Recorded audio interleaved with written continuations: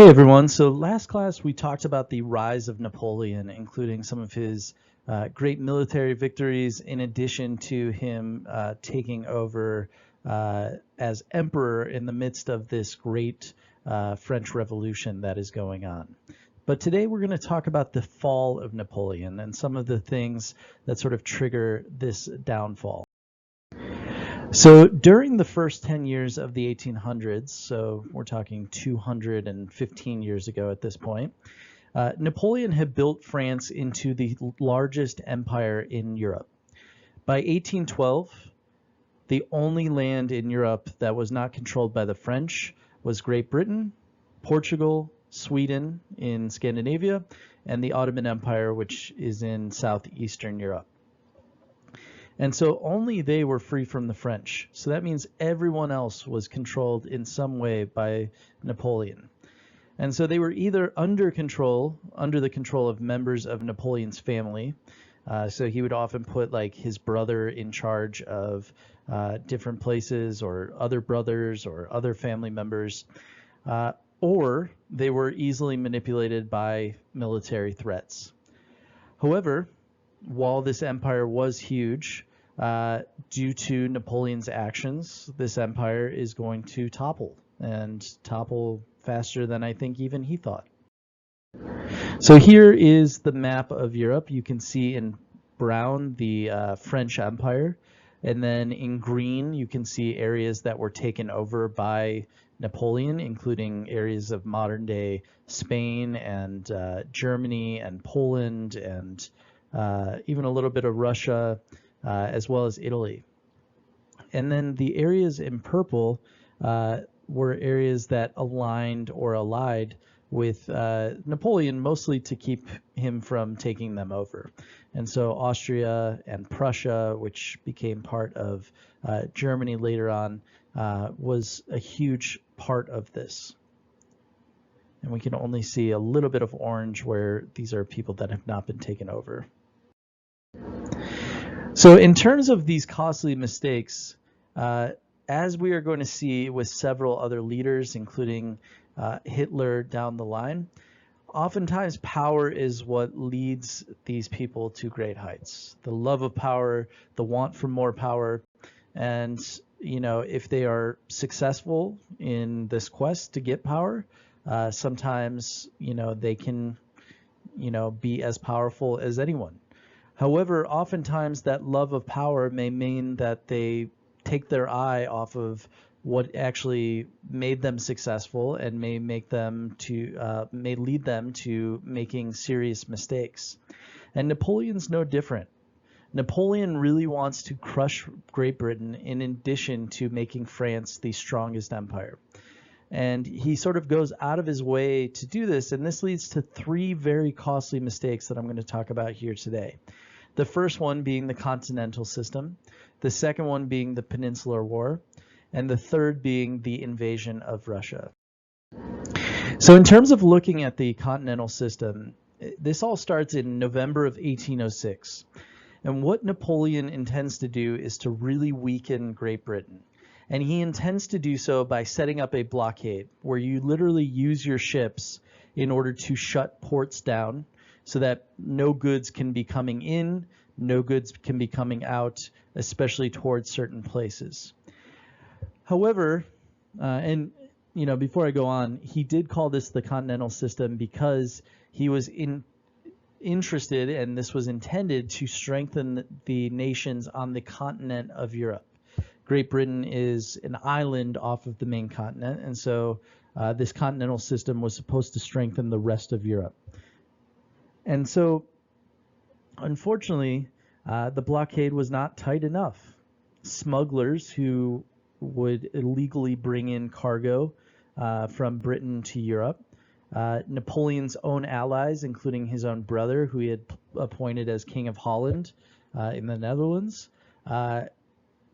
they helped the British as well, because out of self-interest, and out of getting the goods that their country needed.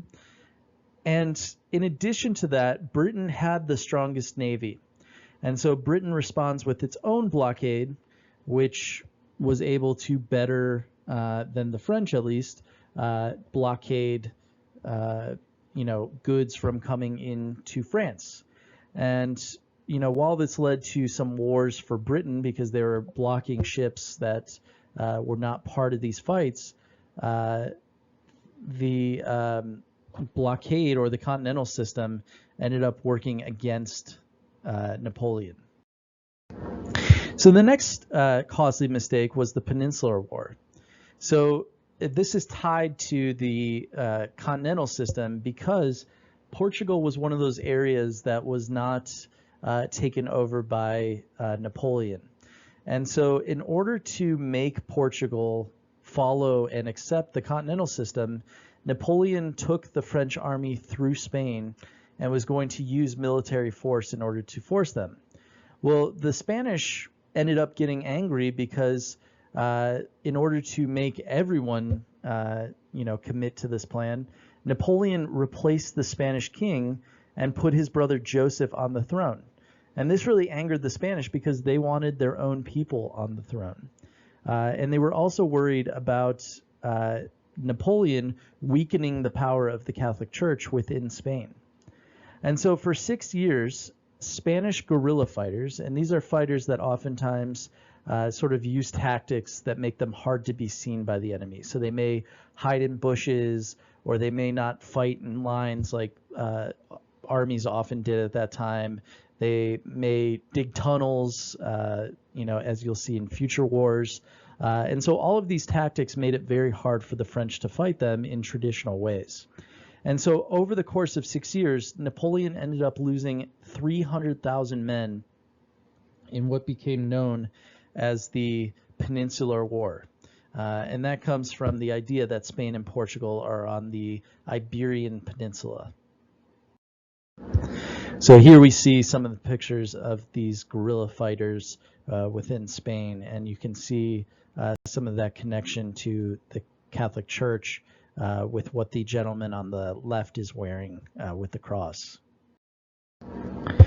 So in terms of the costliest mistake out of the three that Napoleon made, and the one that is going to lead to his downfall, is the invasion of Russia.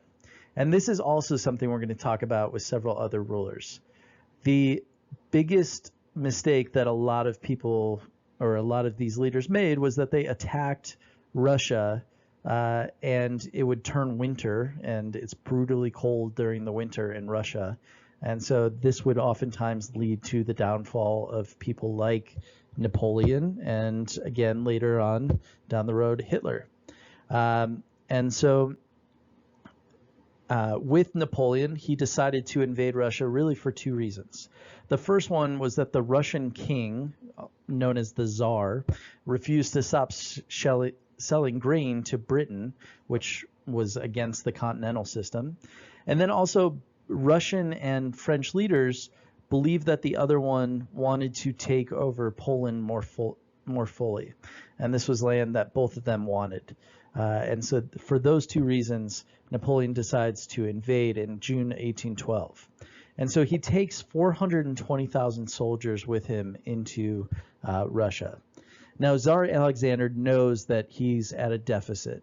He knows that he is not as strong as Napoleon.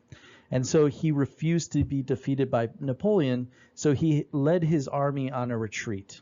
And as Napoleon follows him further into Russia, Tsar Alexander would burn fields where Napoleon's men could resupply for food. He, burned everything in sight, really, so that Napoleon's men would not have the supplies necessary in order to, do as well, as if they had supplies. And so, even though Napoleon ended up really defeating the Russians at the Battle of Borodino, and Napoleon was able to advance to Russia's capital city of Moscow, or what would truly become Russia's capital city of Moscow, Tsar Alexander ended up burning all of Moscow to the ground. And he did this so that he didn't have to surrender it to the French. Unfortunately for Napoleon, even though he has technically won in some ways, it was the middle of October.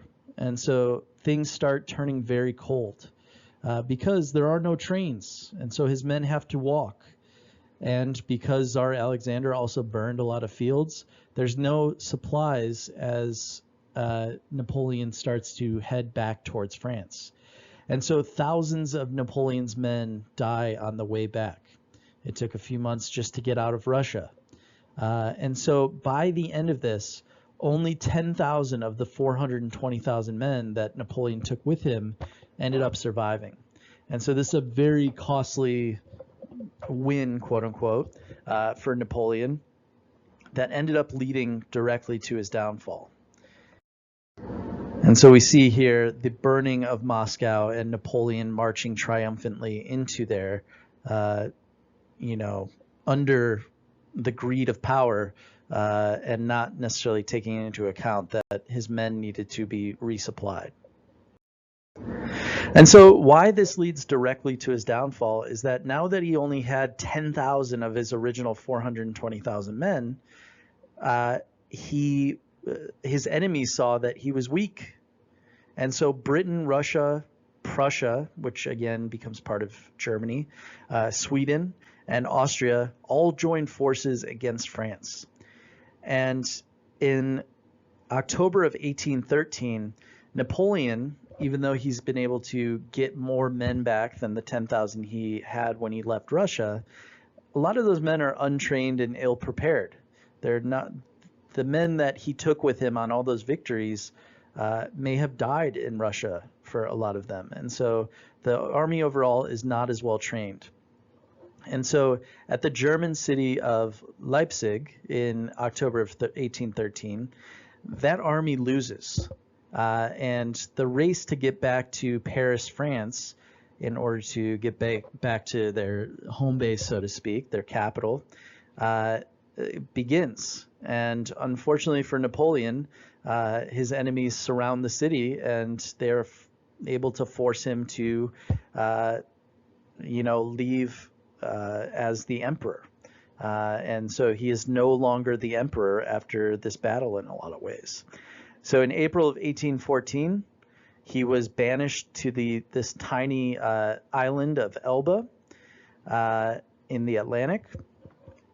And while he was able to mount a comeback in March of 1815, in the meantime, Louis XVIII, so France had returned to a monarchy, was able to come to power, but he wasn't doing a great job. And so Napoleon was able to come back and take back over the throne of France as emperor. Unfortunately for Napoleon, this only lasted about 100 days before he was again defeated, this time at the Battle of Waterloo. And so after that, he was officially banished to another island, even further away in the South Atlantic, so thousands of miles away from Europe, where he lived out the last 6 years of his life. And here we see poor Napoleon sitting on a beach after his great victories. He's now been banished once again to life without this. And I just want to leave us with this quote from Alexis de Tocqueville. And Alexis de Tocqueville was a writer during this time. And he said about Napoleon that he was as great a man can be without virtue. And that idea of virtue was so important to a lot of the French Revolution. There were virtues that they were fighting for. And in a lot of ways, Napoleon both supported that and subverted that. And that's going to be the key to what we're discussing as to what the balance is between those two things. All right, if you have any questions, please let me know. Other than that, have a great day.